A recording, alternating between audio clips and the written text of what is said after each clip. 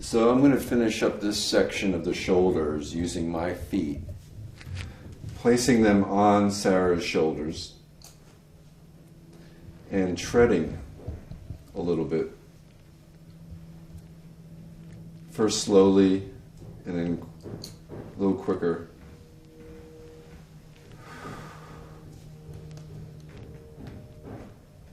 Using the heels, working them down a little bit on the blades. The feet are very strong. Obviously, you can use your whole body here, pushing into your feet.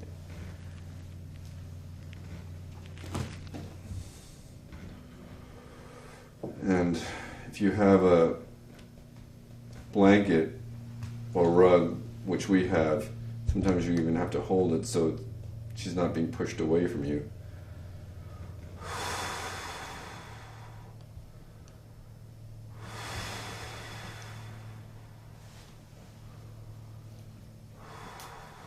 You can dance the heels a little bit up and down.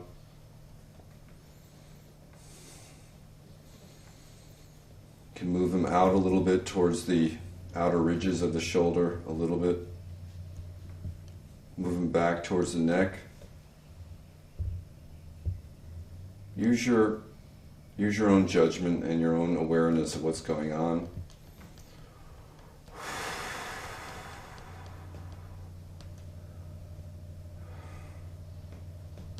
This rocking motion actually feels very good.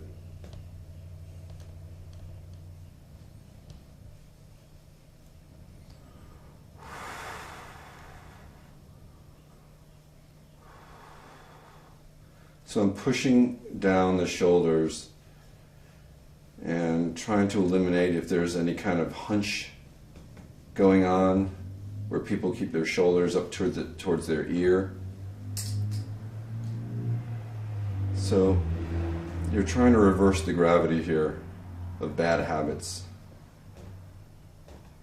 Reminding the shoulders that they don't need to be higher than they need to be.